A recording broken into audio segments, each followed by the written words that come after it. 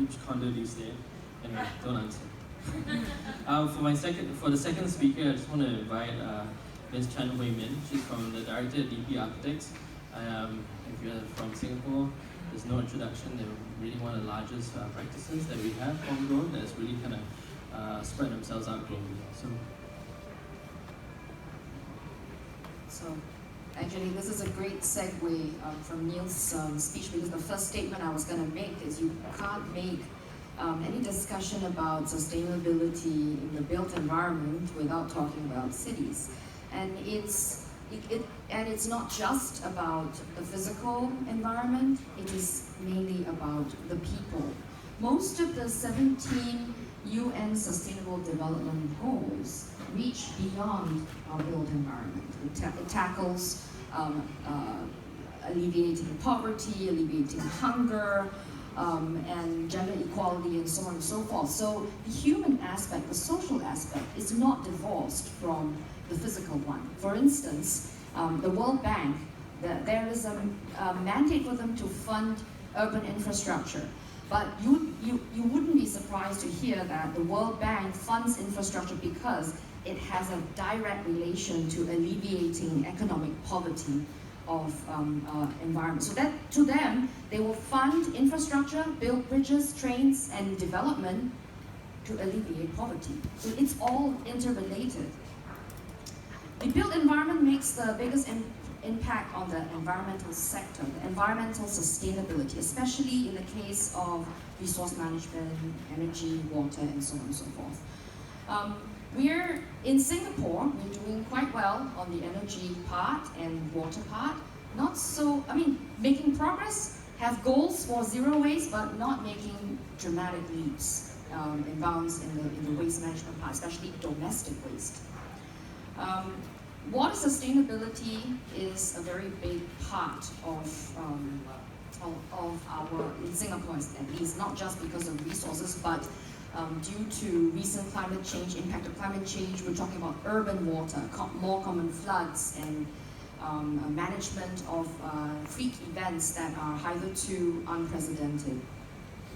Thanks to the structured way that governments around the world and the built industry have come together to come up with proper ways to measure performance of buildings, sustainability of buildings, we have made some measurable progress. The BCA 2018 Energy Benchmarking Report observed that the overall energy use intensity, which is how you measure the use of energy in a building, has improved by 11% over 10 years.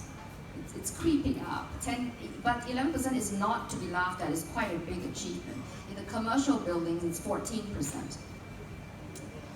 But in the big scheme of things, is that really enough? Are we just treading water?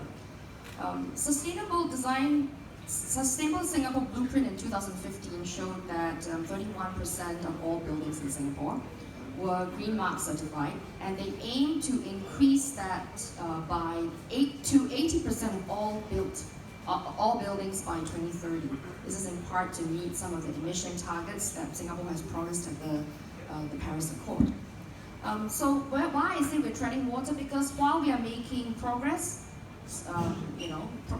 measurable progress, we have now new challenges. The new challenges include, as I mentioned before, climate change, getting more and more extreme events, the resiliency of cities are being tested, and even in Singapore, which we consider to be now a first world country, are struggling to recover quickly from some of these kinds of events.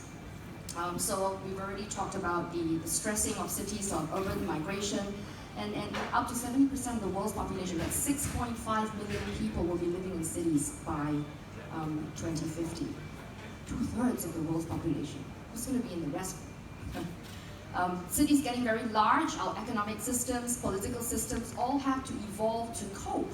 As you know, with any kind of human endeavor, small things work well, big things don't work as well. Scalability is a very big challenge for us. And in this kind of complex worlds, new tools, new ways of design, new methods of design are necessary.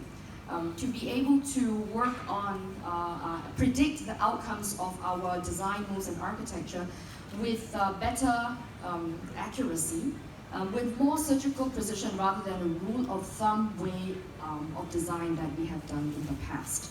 So in DP, that's one of the biggest things we are investing in. We have recently launched a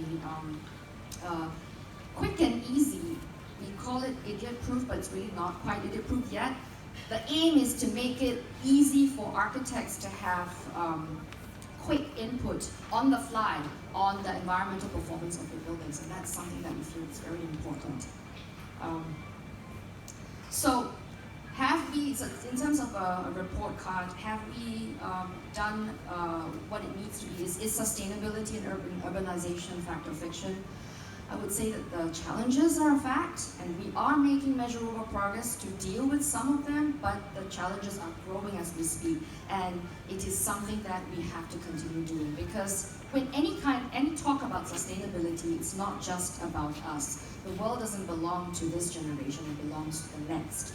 And as the Brundtland report says, sustainable development is the kind of development that meets the needs of the present without compromising the ability of future generations to meet their own needs. Have we done that? We have to keep that in our minds, because I don't think we're quite there yet.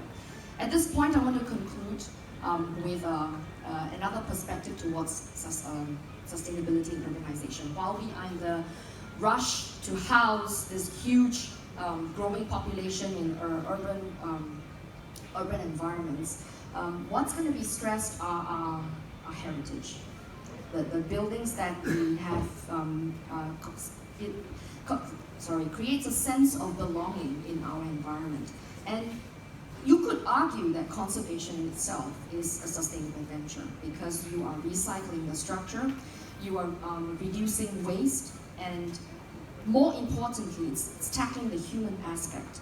By addressing our social needs and community needs and strengthen the sense of belonging, we heighten our sense of well-being, which is one of the big outcomes of the whole reason why we have discussions about sustainability. And I hope to leave you with that. So there have been a lot of discussions in Singapore recently about 4 buildings, Pearl Bank, Golden Mile Tower, and People's Park. These are hot topics, and I think they are related to sustainability as well. Thank you.